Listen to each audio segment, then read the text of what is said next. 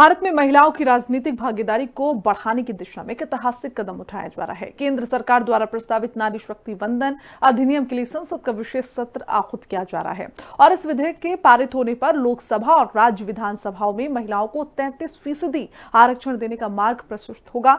इसे भारतीय लोकतंत्र में लैंगिक समानता की दिशा में एक महत्वपूर्ण सुधार माना जा रहा है। रिपोर्ट देखिए।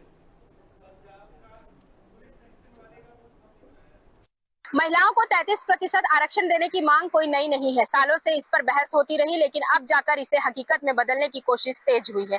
नारी शक्ति वंदन अधिनियम के जरिए संसद और विधानसभा में महिलाओं की भागीदारी बढ़ेगी, जिससे नीति निर्माण में उनकी भूमिका और मजबूत हो सकती है। मुख्यमंत्री विष्णुदेव साय ने कहा कि यह फैसला सिर्फ आरक्षण नहीं, बल्कि समाज में महिलाओं की स्थिति को नई ऊंचाई देने का माध्यम है। नारी शक्ति वंदन अधिनियम का उद्देश्य देश की राजनीति में महिलाओं की भागीदारी को बढ़ाना है। वर्तमान में संसद और विधानसभाओं में महिलाओं का प्रतिनिधित्व अपेक्षाकृत कम है। इस विधेयक के जरिए 1/3 सीटें महिलाओं के लिए आरक्षित की जाएंगी, जिससे वे नीति निर्माण और निर्णय प्रक्रिया में अधिक प्रभावी भूमिका निभा सकेंगी।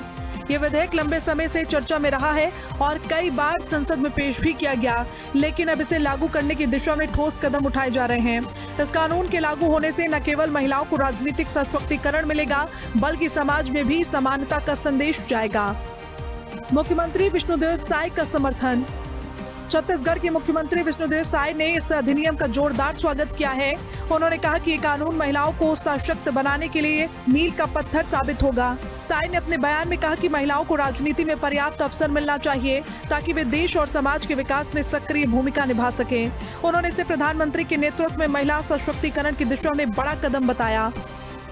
नारी शक्ति वंदन अधिनियम यहाँ पर उसके लिए स्पेशल पार्लियामेंट का सेशन होने वाला है और महिलाओं को 33% आरक्षण मिलेगा। उसका एक विधेयक पास होगा। इसका बहुत स्वागत करते हैं छत्तीसगढ़ की जनता की तरफ से, सभी हमारी माता बहनों की तरफ से, माननीय प्रधानमंत्री जी का, भारत सरकार का बहुत बहुत धन्यवाद। महिला सशक्तिकरण में छत्तीसगढ़ सरकार की पहल।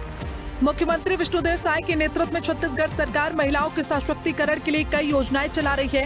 राज्य सरकार का फोकस महिलाओं को आर्थिक, सामाजिक और राजनीतिक रूप से मजबूत बनाने पर है। छत्तीसगढ़ सरकार ने महिलाओं के लिए कई बड़ी योजनाएं चलाई हैं। महतारी वंदन योजना।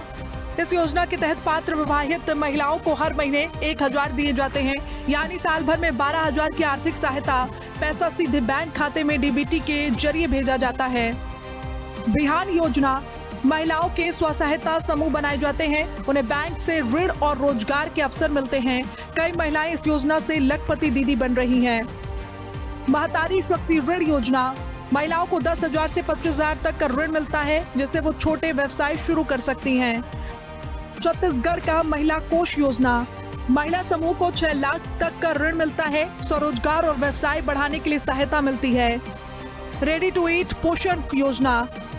महिलाओं के समूह को पोषण आहार बनाने का काम मिलता है। इससे रोजगार और आय दोनों मिलती हैं। रानी दुर्गावती योजना घोषणा। बेटियों के लिए आर्थिक सहायता, जैसे उच्च शिक्षा, विवाह। स्वयं सहायता समूहों को बढ़ावा। छत्तीसगढ़ में महिलाओं के स्वयं सहायता समूह को मजबूत किया जा रहा है। इनके माध्यम से ग्रामीण महिलाओं को स्वरोजगार के अवसर मिल रहे हैं और उनकी आय में वृद्धि हो रही है। महिला सुरक्षा और सम्मान। राज्य सरकार ने महिला सुरक्षा को प्राथमिकता दी है। विभिन्न हेल्पलाइन सेवाओं और जागरूकता अभियानों के जरिए महिलाओं को सुरक्षित माहौल देने की कोशिश की जा रही है। आर्थिक सशक्तिकरण योजनाएं। महिलाओं को स्वरोजगार और छोटे उद्योगों से जोड़ने के लिए विशेष योजनाएं चलाई जा रही हैं। इससे महिलाओं को आत्मनिर्भर बनने में मदद मिल रही है। पोषण और स्वास्थ्य योजनाएं। महिलाओं और बच्चों के बेहतर स्वास्थ्य के लिए पोषण अभियानों को मजबूत किया गया है। आंगनवाड़ी सेवाओं और स्वास्थ्य योजनाओं के जरिए महिलाओं को बेहतर सुविधाएं मिल रही हैं। राजनीतिक प्रतिनिधित्व से बदलेगी तस्वीर।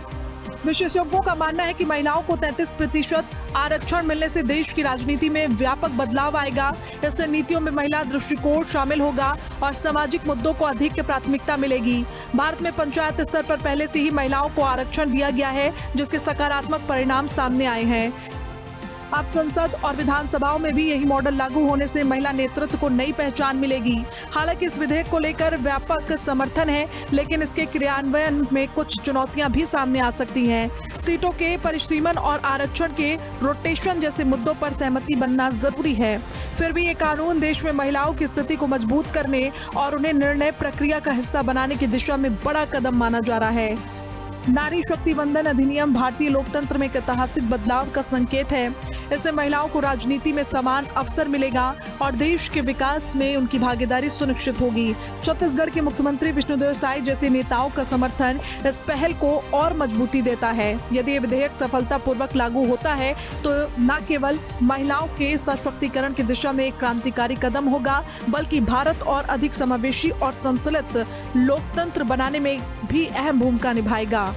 तो क्या देश अब उस दौर में प्रवेश करने जा रहा है जहां संसद और विधानसभाओं में महिलाओं की भागीदारी नई पहचान बनाएगी? नारी शक्ति वंदन अधिनियम को लेकर उम्मीदें भी हैं और सवाल भी, लेकिन यह तय है कि इस पहल से महिला सशक्तिकरण की बहस को फिर से एक बार केंद्र में ला दिया है। मुख्यमंत्री विष्णुदेव साय का समर्थन इस बात का संकेत है कि राज्यों में भी इस बदलाव को लेकर सकारात्मक माहौल बन रहा है। अब नजरें संसद के विशेष सत्र पर टिकी है, जहां तय होगा कि क्या महिलाओं को राजनीतिक प्रतिनिधित्व में वो हक मिलेगा जिसका इंतजार लंबे समय से किया जा रहा था। निशा द्विवेदी, हिंदी खबर, छत्तीसगढ़।